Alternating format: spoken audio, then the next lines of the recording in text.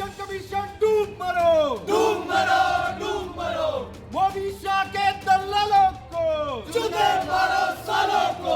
तंत्र की हत्या बंद करो, बंद करो, बंद करो। इलेक्शन कमीशन रानी पीछे हो।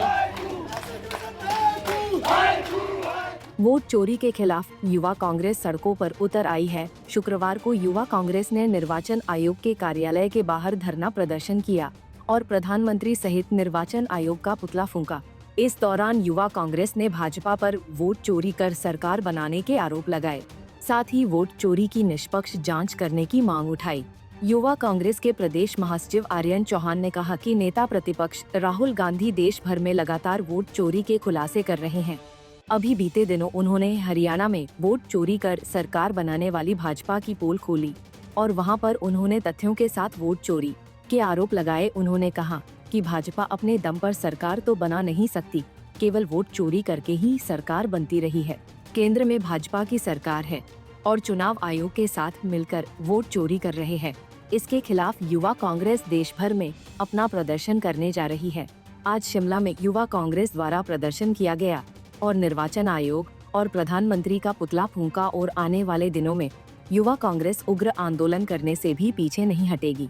हमारे देश के जो नेता प्रतिपक्ष है श्री राहुल गांधी जी ने प्रेस कॉन्फ्रेंस के माध्यम से पूरी हमारी देश की जनता को बताया कि किस तरह से दूसरी बार ये प्रेस कॉन्फ्रेंस रखी गई और किस तरह से इसको एच फाइल्स नाम दिया गया, क्योंकि जो बड़े खुलासे इसमें हुए हैं वो हम सबके सामने हैं।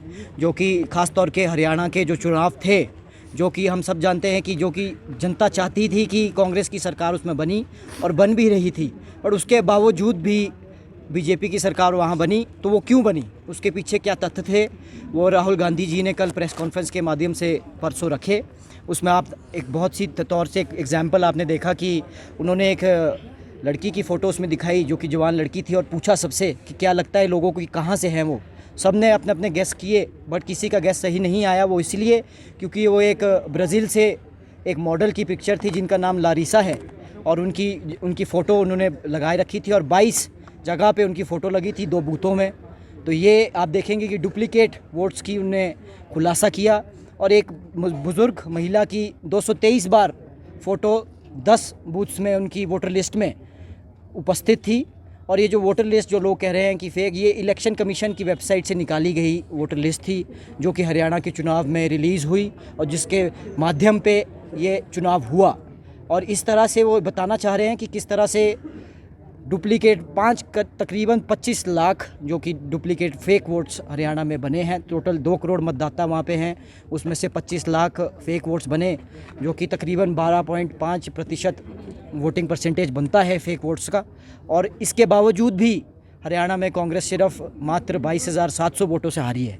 तो कहने का मतलब उनका ये है कि यहाँ पे जो इलेक्शन कमीशन है, जो कि एक इंडिपेंडेंट बॉडी है जिनका काम निष्पक्ष तरीके से इलेक्शन को यहाँ पे कन्वे करना है, पूरे देश में कंडक्ट करना होता है, उसके बावजूद भी उन्होंने अपना काम नहीं निभाया है। और हम पूरे युवा इस देश के, we as individuals we are gutted and absolutely angry कि जो हमारा जो राइट टू वोट है वो हमारे से इस बुरी तरह से छीना जा रहा है। और आप सब जानते हैं केंद्र में भाजपा की सरकार है, ये साफ पता चलता है कि ये मिली भगत है, क्योंकि जहाँ जीता जिताया इलेक्शन अगर से कोई सरकार हार जाती है।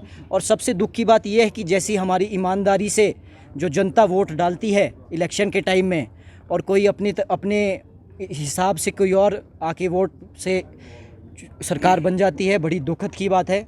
तो आज हमारा जो युवा है इस देश का और इस प्रदेश का, हम सड़कों पे उतरे हैं, मांग करते हैं कि इलेक्शन कमीशन जो कि है प्रूफ के साथ आज बाहर आएँ और पूरे देश को बताएं कि ये क्यों, ये जो आप केंद्र सरकार के साथ मिलकर जो आपने वोट चोरी की है ये क्यों की है और ये कितनी गलत बात है।